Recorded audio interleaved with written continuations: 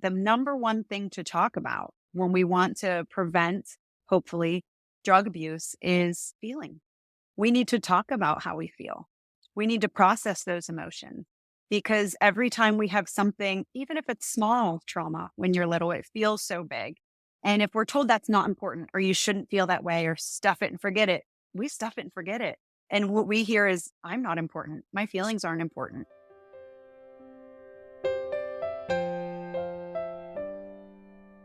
She's one of TikTok's favorite addiction medicine docs.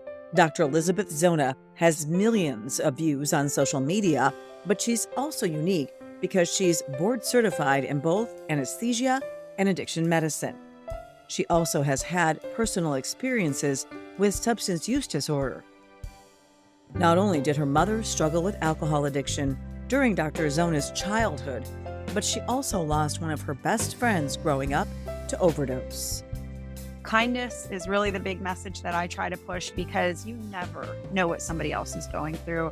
I would bebop through the halls in high school and smile and be happy, whether we had a great night at home or a terrible night at home the night before. And there could have been a lot of fighting and a lot of screaming and name calling and drama. And I'm still going to walk in and smile. And nobody knew that I was sad or what I was going through. Hear Dr. Zona's personal story and advice to treat and hopefully prevent substance use disorder in this episode of Grieving Out Loud. Right now, what's killing our kids is fentanyl. And if you ask the average kid what the safest drug is, they think it's a prescription pill because they associate a prescription pill, even though it's not real, but they don't know that. They associate that with a safe source. And we as a culture are very comfortable with pills, right? It's like, oh, I have a cramp, I'll take a pill. I have a headache, I'll take a pill. I'm tired, I have a pill for that. I'm not tired, I have a pill for that. So unfortunately, as part of our culture, it's a quick reflex that we want a quick fix.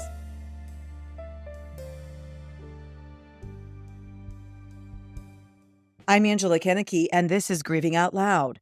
I started this podcast along with my charity, Emily's Hope, after my 21-year-old daughter, Emily, died from fentanyl poisoning.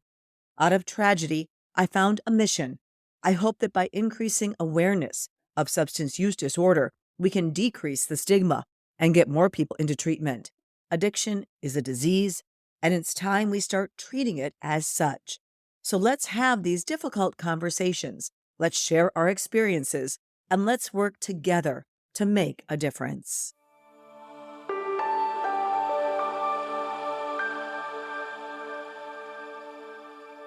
Dr. Zona, welcome to the program. I am so excited to talk to you because I love everything that you're doing that I see on TikTok Thank and you. reaching that younger generation.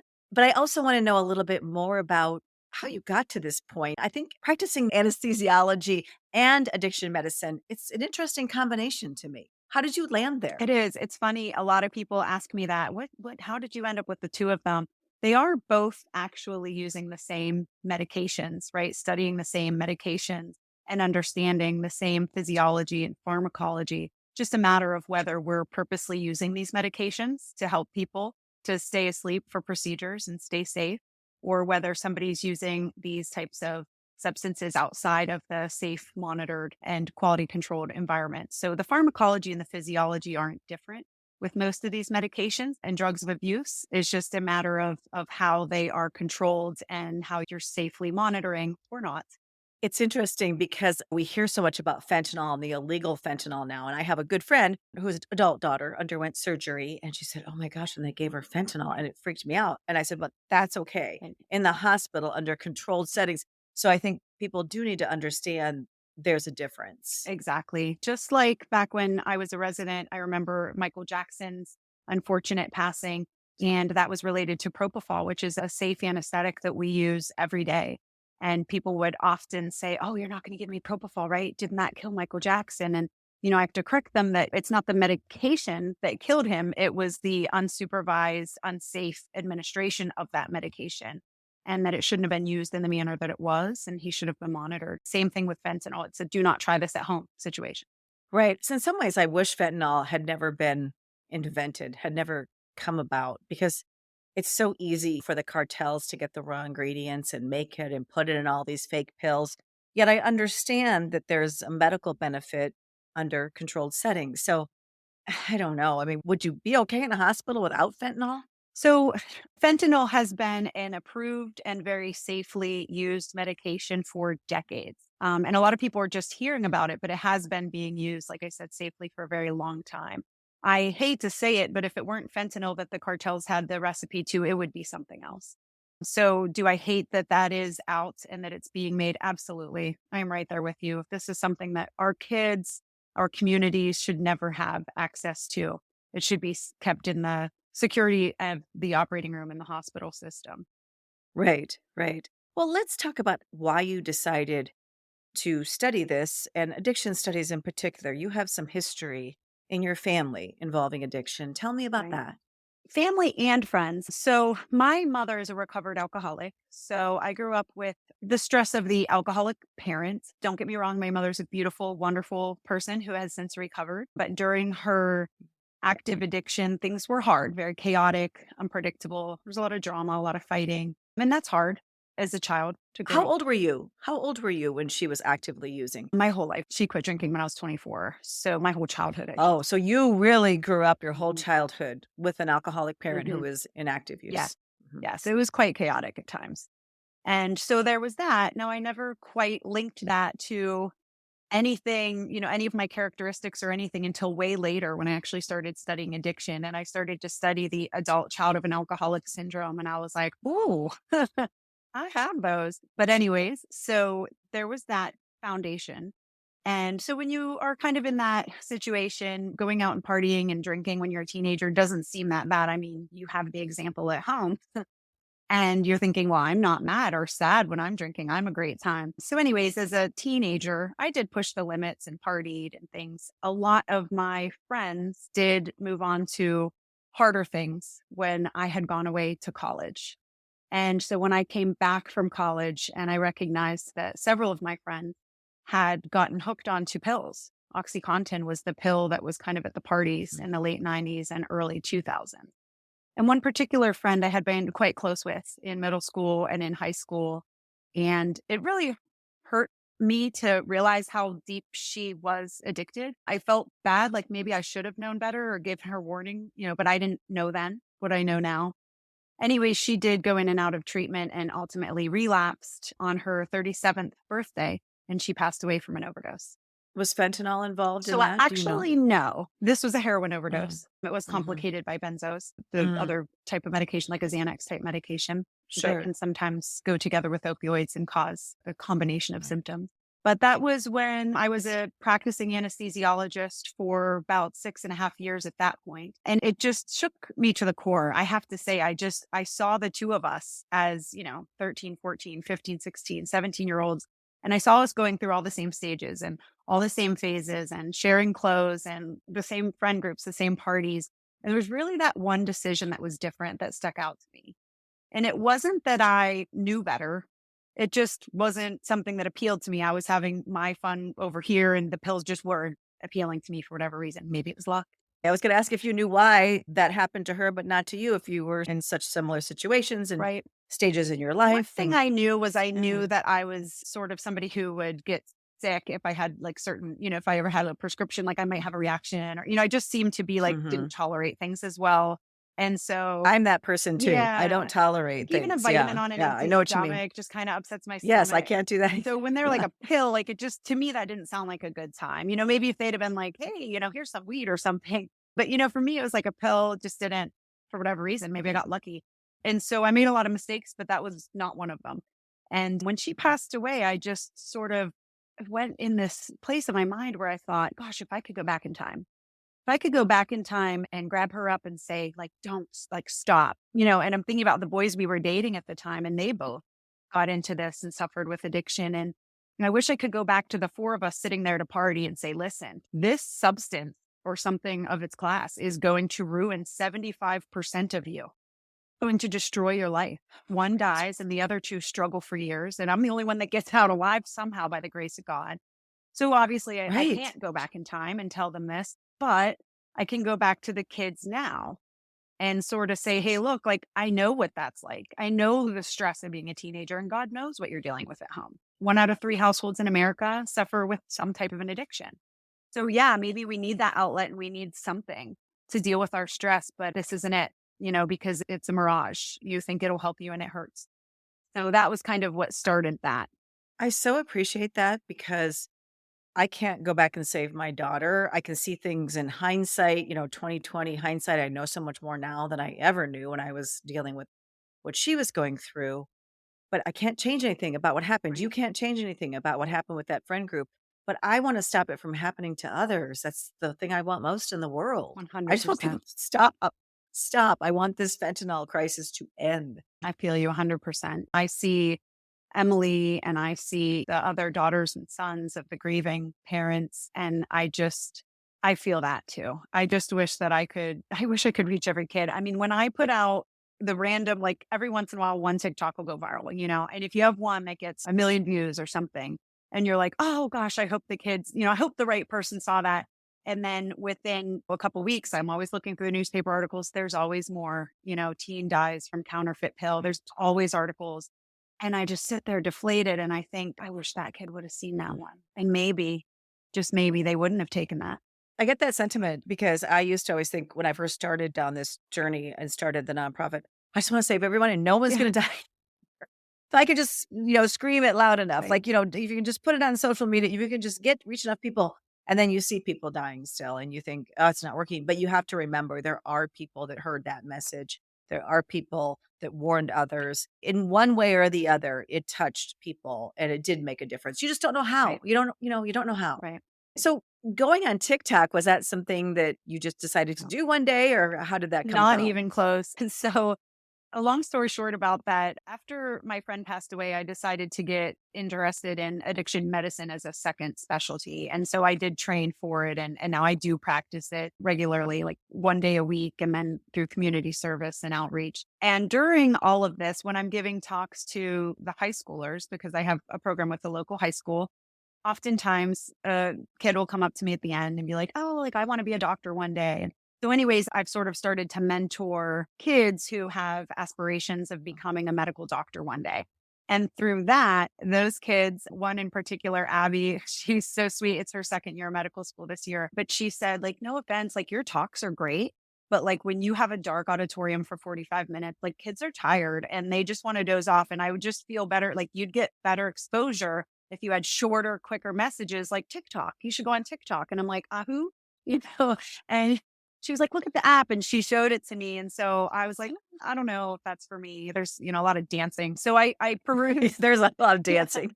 Not as much anymore, but And it depends, right? Once you kind of put in your settings and what you like, yeah, what your algorithm it'll is. filter out Right. some Yeah. things.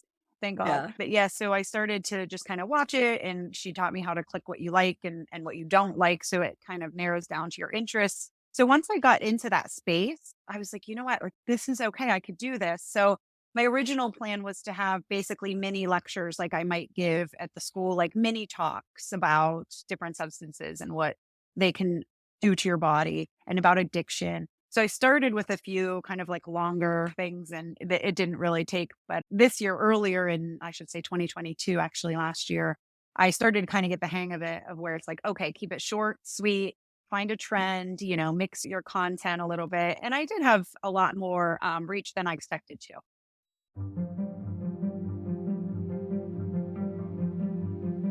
Dr. Zona is doing some amazing work on social media to shine a light on the drug epidemic.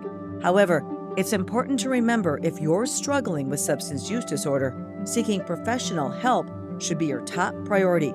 Dr. Zona agrees it's crucial to take action and get the support you need as soon as possible.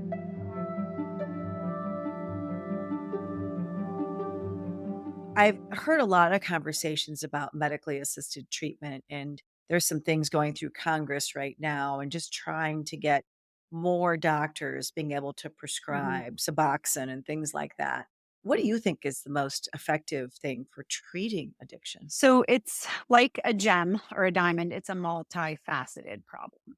And like a gem, every patient is unique. So when I first meet a patient and they come in, and some people do come in and say, oh, I think I need Suboxone. I'm not going to be the person that's just going to write a script and say, okay, see you in a month. To me, we really need to address that whole gem and all of the facets of it.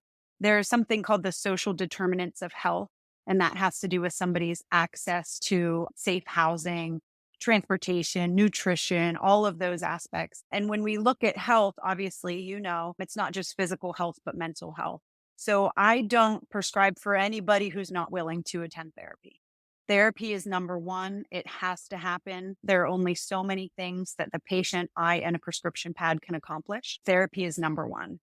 If that patient does also appear to potentially benefit from medication, then that is something that we discuss together. We discuss the risks, the benefits, and the alternatives. If somebody is suffering from moderate to severe or severe opioid use disorder, the data is clear that abstinence, which is just not using anything and no medications, does not lead to an increase in survival. In fact, it leads to an increase in mortality. So I always try to keep that evidence-based medicine mentality that, yes, people have concerns about a prescription. Yes, people have concerns about becoming dependent on something else because you can become physically dependent on any opioid. And Suboxone, as an example, is an opioid. And we talk that out and we talk that through and about, this is how long you plan to be on this, maybe. And that may change. It may be a short term taper, or it might be something that you end up on for years. Everybody's different. And if a diabetic was doing great and their sugars were great and their hospitalizations were less frequent, I wouldn't say, oh, you're doing great. Now let's stop that insulin. There are times where some people have to be on it long term, but not everybody. Yeah, you hear about that diabetic comparison a Mhm. lot. Like if somebody has diabetes, you prescribe insulin if Mhm. needed. If someone has an opioid addiction, you should be able to prescribe Suboxone as Mhm. needed. Do you think there's stigma around, Oh, yeah. replacing a drug with another drug? You always hear that. The stigma is huge. What I always remind people about is the difference between physical dependence and addiction criteria. So, the addiction, by definition, is your loss of control over something that you're using and the compulsion to use, meaning that you would be using it outside of even your planning to or you're wanting to. You would have craving and you would continue to use despite consequences, like negative consequences in your life. So, those are sort of the main, there's 11 criteria, but those are sort of the crux of what addiction is. They call them the 4 C's of addiction. So when you think about it like that, then you quickly realize that if somebody's taking their medication as prescribed and they're not having negative consequences, but rather positive changes in their life, they're getting their job back. They're getting I have a patient who just got, her license back for the first time in years. And she's so excited and she's a job she loves and she's getting her own apartment. Seeing these positive changes in somebody's life, you can't tell me that they would have those positive changes if they were still using heroin versus being on a Suboxone medication. She's taking her medication as prescribed. I drug test her regularly. She's going to counseling. She's turned her life around. It's a beautiful thing to watch. And when the time comes, if she decides, and it has to be her deciding, right? Not somebody putting this pressure on her, but rather her saying, you know what, I'm ready to kind of walk without this. I'm ready to try. And then it's a slow process because, as you point out, I mean, it is something you become dependent on physically, and there is a withdrawal syndrome from it, but there are ways to taper off safely and effectively. And so we do that when and if the time comes. Right. And I think the idea is a case by case basis. Like you shouldn't have to rush to get off of Right. it. If you need to be on it, you need to be on it. And it should be reevaluated with your doctor, For right? sure. So that brings me to another question. Do you think enough doctors can prescribe it? Or do you think there are too many limitations and There barriers was the just for getting it out big there? change at the end of 2022, and that is that the DEA removed the X waiver. So that was a big bureaucratic sort of obstacle, if you will. However, it is a medication that if you weren't prescribing it and there was a waiver to prescribe it, you probably aren't comfortable prescribing it and you probably don't understand all the nuances. So I do still encourage people that would be newly prescribing it to educate themselves. And there will be some requirements on proving some education. All doctors have continued medical education, so they'll have to do that. Yeah, that should lift a lot of the obstacle. I do wish that more doctors were trained in addiction medicine or Yes. there was more training throughout medical school. You studied this separately from from Right. from the other specialty that you have. So do you think that the whole medical school system could change or we could do better screenings to catch people early? Medical professionals don't want to have to screen for one more thing, right? They already have to screen for abuse and there's other things they have to screen for. But I just think it's such a important thing because it is so deadly. right? And there are a lot of screening systems in place that people may not even realize. So, like anywhere that's a trauma center, for instance, every patient that comes in after a car accident, there's something that they have to prove to the state, at least in Pennsylvania. And I believe this to be a national movement called SBIRT, so that they've done a screening, brief intervention, and referral to treatment. So, if anybody comes up positive, everybody, in a trauma, level one trauma, level two trauma, the vast majority of those patients are tested for drugs, alcohol, those sorts of things is standard. And those screenings are supposed to be taking place. Also, anytime that you go to, your doctor's office and they take a thorough history and physical exam, they should be asking about everything from smoking to drinking to recreational drug use. And hopefully that's happening. Whether it actually is, I can't say, but I can say as an anesthesiologist, every pre-op history and physical that I take, I ask about smoking, alcohol, drugs of abuse. And most of that is because it can interfere with an anesthetic, if somebody is actively using or in a state of withdrawal. So I do ask that. But I agree with you that it should be a more accessible and more open conversation. We shouldn't feel afraid to admit or to be honest about what that history is, but the stigma is huge. Right. People may not even want to admit it to their own doctor. Absolutely. What about training more doctors or having more training within medical schools Yes. for doctors in this area? Feels very strongly about that. So I look back to medical school, and all I remember learning about addiction was when we did pharmacology and they spoke of certain medications, like, and this can become addictive. Maybe I've forgotten, but I don't ever remember having a class on like, this is the part of the brain that's affected with addiction. And this is how many people suffer. And this is what their life might be like. And so I think if we're not talking about it and we're talking about 40 billion other things, it kind of gets blocked out in our brain space because you're learning so much. And it creates the illusion that it's not important or that it's not omnipresent. And it is both of those things, right? And so I do agree with you. It needs to be addressed. The fact that addiction medicine just became approved as a specialty from the American Board of Medical Societies in 2016 is sad to me. It's very sad. It just goes to Yeah. show that even the Board of Medicine didn't really see it as a legitimate medical problem almost, right? Right. Well, you saw so many treatment centers, just anybody could hang up a shingle and call themselves a treatment center, where I like to see them affiliated with medical Agree. systems and evidence based and medical based. I think that's so important. So I think you have to be really careful when you're looking for a treatment center who you're putting your life in the hands of those people that are running it or the life of your loved one. Literally, you are. Mhm. And unfortunately, it is like anything, it can be a business. And these are very vulnerable Right. people. And, if they're desperate enough for help, unfortunately, it's an easy place for people to be taken advantage of. Have you lost a loved one to overdose or fentanyl poisoning? I'd like to invite you to share their story on our new Emily's Hope Memorial website called More Than Just a Number. They were our children, siblings, cousins, husbands, wives, aunts, uncles, and friends. So much more than just a number. You can submit a memorial today on morethanjustanumber.org. So, what's the solution to preventing drug use? As not only a doctor specializing in addiction medicine, but also a mother of two, Dr. Zona wishes she knew the exact answer. Unfortunately, it's complex. But Dr. Zona feels it's important to have regular conversations with your children about drugs, addiction, and their feelings. I'd be lying if I Right. said that I, 100% have the answer and that will never happen to my kids. None of us can say that. We're all human beings. We all have the susceptibility to addiction. And I told my kids, my little one's pretty little, he's only 7, but my middle schooler, I make sure that he knows there's a family history of addiction in our family. Like we have a gene that we have to be very careful not to turn on. My mom didn't want to drink. I realize now in retrospect, what I know is that when things were tough and when she would promise and pour out the bottle and it's never going to happen again, and then it happened again, that wasn't because I did something wrong or because she was a bad person. It was because of the power of addiction. And so we talk about those things. We talk about different substances and why people want them, right? Because there's a reason. If it was all bad, nobody would be addicted to drugs. There's something people enjoy from them in the beginning before they lose control, right?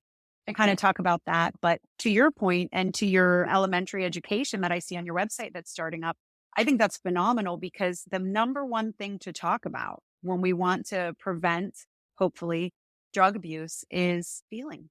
We need to talk about how we feel. We need to process those emotions. because every time we have something, even if it's small trauma when you're little, it feels so big. And if we're told that's not important or you shouldn't feel that way or stuff it and forget it, we stuff it and forget it.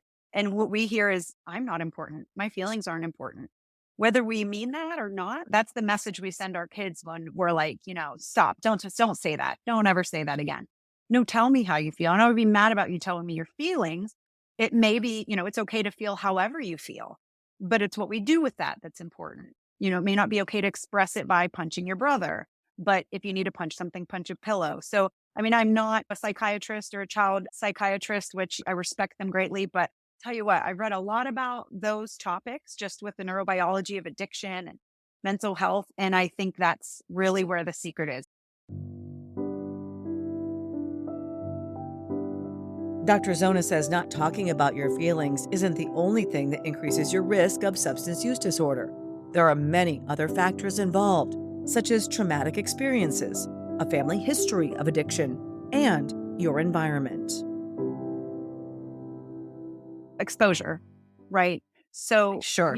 Environment, right? So being around absolutely. it. Yeah. One of the mistakes that we as a country made is that we thought, in the 90s and the early 2000s when, everybody was coming out with the pain is the fifth vital sign and everybody needs their pain treated, whether it's a stub toe or what, we always have to ask about pain and make sure, and there are true chronic pain syndromes. I don't dismiss that at all. But there was a movement, like a pain movement in this country where more narcotics was considered better. Fueled by the Exactly. pharmaceutical industry. 100%. It was fueled, it was paid Yeah. for, the whole story. And so I think that when we're dealing with that, we shifted the whole narrative. But what they found out is that they used to think before that if you didn't have the gene and if you didn't have the trauma or you didn't have the biopsychosocial risk factors, they thought that you couldn't get addicted. And they see in retrospect, they were blatantly wrong because you had people with no risk factors put on OxyContin 3 times a day or however many times who within weeks were physically dependent and often within a month or even less were addicted. Well, I can't tell you the number of middle-aged people that have come up to me after I've spoken at an event and have said, it might be a sheriff, it might be a nurse. I found myself addicted after surgery with none of those risk factors and certainly not any age of experimentation or Right. anything like that. And they went through really hard times. Yes. So you're right. I mean, it's exposure, it's trauma, it's hereditary. So all of these things combined. And I just worry so much about the fentanyl that's in everything and the number of people dying and the number of parents just walking in and finding like a teenager dead in their room. I mean, I just think, how do we stop that? That probably has more to do with just peer pressure and curiosity than anything else. Our adolescent mental health is in a state of crisis. It has been made known by the Surgeon General that we are at a point where it has to be addressed. It has gone up significantly. When you think about addiction and you think about isolation, because that's a huge part of addiction, right? You look at the pandemic and you see over that course of time that the overdose deaths in age 14 to 18 almost doubled in that, 19 to 20 time. And what you see is there is a link between isolation and decreased mental health. And I think we all know that exists. But when you look at it on a graph and you say, oh my gosh, they're the isolation generation, and look at this curve of overdoses just doubling and taking this steep rise up. So I think you had the perfect storm of kids home alone, not able to see their friends, spending more time on social media. And you had Snapchat and different social pages are the modern day beeper. And so they can see on there where people are. And if people are looking for something, oh, I'm so depressed. Oh, this hurts, whatever. They're literally marketing to kids. I don't know the parents of Alexander Neville, but it sounded terrible. It was like a 13-year-old who had some dental pain, who was chatting with somebody like, oh, I'll get you a Percocet, and took it to his house. Right. And a child. Right. I've talked to several parents who's, it was delivered to their house. It's like ordering a pizza or Exactly. something. They're being delivered by kids who probably look just like your kid. They maybe went to school with them. Just because your kid's at home doesn't mean they're safe. Unfortunately, we felt like, okay, Devin's at home. It's a Friday night. What a safer place for him to be than at home with us and in his bedroom. That was Tom Noring. We talked to him and his wife Bridget in a recent podcast. Their son Devin died after taking what he thought was a Percocet that he bought via Snapchat. Instead, it was 100% fentanyl. I said, "You can't die from taking a Percocet." And he said, "Oh, yes, you can, Ma. If it has fentanyl in it, you can die." And I remember turning to the law enforcement officer standing at the door, and I was like, my son was murdered.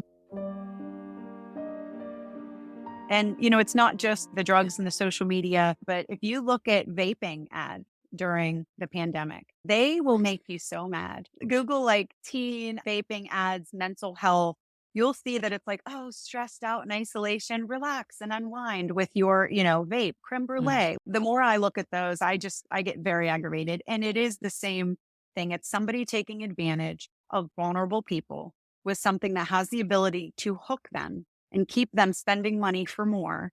And the only thing in it for the companies is money. It doesn't make them anything other than money when they get these products sold. Right. So to wave a magic wand and to correct I know. what's going on, especially with the overdose/fentanyl poisoning, I know about 80% of what the CDC labels as overdose are fentanyl poisonings. What could we be doing differently? What do you see? Do you see some areas that we really should be doing something that we're not doing now? Yes. I mean, I'm very careful not to broach into any political topics, but I think that there's way too much of it. Me too. Way too much of it here, right? I mean, this shouldn't be. It just shouldn't be. We shouldn't have 50 million pills that they could have confiscated last year. It should not be here. Otherwise, awareness is so key. And I think you're familiar with Song for Charlie, right? They had done this study and survey of kids, and they found out that, yes, 77% of overdoses in younger Americans include fentanyl as the main culprit, and that only 31% of them know what that is. So our education really has to grow with the times. When I first started talking to high schools, and I would start to order things from different sources, but one of them being like NIDA, National Institute for Drug Abuse, or Teen, there's different websites. They're still showing the rock of crack cocaine and things, and I get it. Crack didn't just die. But right now, what's killing our kids is fentanyl. And if you ask the average kid what the safest drug is, they think it's a prescription pill because they associate a prescription pill, even though it's not real, but they don't know that. They associate that with a safe source. And we as a culture are very comfortable with pills, right? It's I have a cramp, I'll take a pill. I have a headache, I'll take a pill. I'm tired, I have a pill for that. I'm not tired, I have a pill for that. So unfortunately, as part of our culture, it's a quick reflex that we want a quick fix, right? Who wants to diet and go to the gym when they could, take this diet pill or get, surgery, a quick banding, something. So not to say that there aren't times and places where those things are appropriate. There certainly are. But as a culture, I think we need to realize that there is no quick fix. If it sounds too good to be true, it probably is. And anyways, I think that we need to keep up with the times when it comes to our education, which is really what I'm trying to do. And some people get offended by that, or they don't want their young children to hear the word fentanyl. And I'm like, okay, but I'm telling you, it's out there. And if they don't know about it, how can we fight a demon that we can't even recognize? Right. You have to be able to talk about it. You can't just bury your head in the sand and pretend like this can't happen. And it has to start young. And I think you're right that it's just a perfect storm of people in the United States, everyone being very comfortable with pills, and then kids and other people thinking these pills are legitimate, right? That there really are pills when they aren't. And the supply, we have to get rid of it, but you can't arrest your way out of it either. So as long as the demand is there. True. And so it's a very complicated thing. And it's so complicated, Angela. And there's things on both sides. I struggle with a lot of it, even just the drug-induced homicide thing. There's this part of me that's like, yeah, they shouldn't be selling it. It's fatal and they should go to jail. And then there's that other side of me that's like, but wait a minute. Then somebody's sitting with somebody who's overdosing and they're going to run away instead of helping them because they're afraid of getting in trouble. And so no matter which piece of the puzzle we pull out to try to dissect, you could hear an argument on both sides and be like, I get that. That makes sense. So it is hard. And like you, I stay away from the political aspect of it, but kindness is really the big message that I try to push because you never know what somebody else is going through. I would bebop through the halls in high school and smile and be happy, whether we had a great night at home or a terrible night at home the night before. And there could have been a lot of fighting and a lot of screaming and name calling and drama. And I'm still going to walk in and smile. And nobody knew that I was sad or what I was going through. And that's where I think it really comes down to is what's really going on in that kid's life and opening those communications very early on. Because I think that every generation before us, things have changed, obviously, but think about how private people used to be about everything. Now you have a Right. situation where everybody knows everybody's business. You might be at school with somebody and you know that their sister overdosed, but you're not even comfortable saying, "Hey, are you okay?" because there's so much stigma. Well, that's even worse for that kid. Not only did she lose her sister, but now people are afraid to talk to her when she needs to talk the most.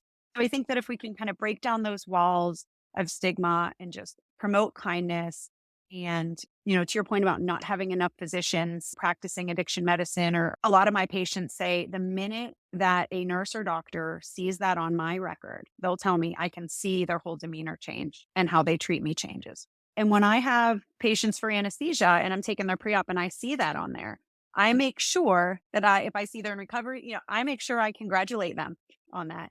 And I can't tell you how many times they don't know I practice addiction too or anything at that point. I can't tell you how many times people are just surprised. I say, "Oh, okay, you haven't used in 5 years. That's awesome. Congratulations. 5 years. Wow. How'd you do that? That's great." And their whole thing is like, "Oh, wow. Like I was expecting you to be like, oh, give me these dirty looks, but you Yeah. you did the opposite." So just kind of being kind. Well, and if your diabetes was in remission or your heart disease was, Right. cured or whatever it It's might great. be, every medical person would be applauding that. But you're right. The stigma is everywhere. And that's why I think we need more education Absolutely. among medical professionals as well. Right. It's not like every single person that has an addiction that the minute you see them, they're like, "Oh, they're in that's it's judges, it's doctors, it's lawyers, it's teachers." Well, especially with the prevalence of alcohol in our society. And it is obviously a lot bigger problem than I think most people are willing to admit. I just Sure. heard a liver doctor say they had seen their liver transplants increase by such a phenomenal amount, especially among younger women. And I just think, wow, they'd never say anything like that in their career. But then we go back to isolation and the pandemic and addiction and everything else, but I think it's all on the rise. Mhm. And so we've got to figure out a lot of ways to foster connection Right. for everybody and take away that stigma and shame so people can get help. They Right. can just walk in and say, I need help. And their employer applauds them or, Right. whatever it Exactly. is. Yeah. Yeah. And I am, Yeah. a spiritual person. And I do believe that we're created with everything that we need to succeed in this life. I mean, obviously, we need food and water and love and connection and all of those things. But there's a saying that I love, and I believe it's Carl Jung, but it says, "He who looks outside dreams, he who looks inside awakens." And I always try to remind Mm. myself that when I have those moments where I feel like, "Oh, I need this and then I'll be happy," or "I need that and then I'll be happy," that's not necessary. Everything that we need is within us, our bodies, our minds, our nervous systems. It's all there. We need to tap into it instead of trying to suppress our feelings. We need to embrace them and enjoy them. And I'm a huge fan of mindfulness and meditation. And I think that medication can be a lifesaver, but without those other facets of the gem polished, unfortunately may never get that shine.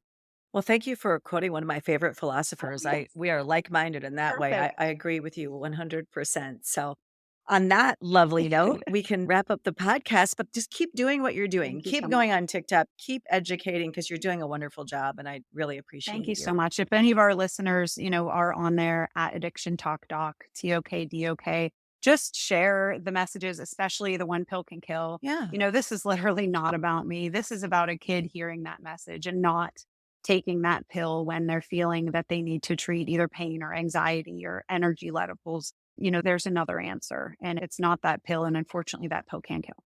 Right. Thank you so Thank you much. so much, Angela. It's been wonderful meeting you.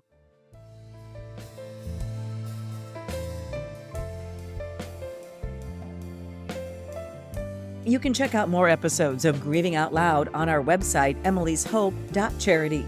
If you found value in today's episode, please consider helping to support the podcast by making a donation on our website.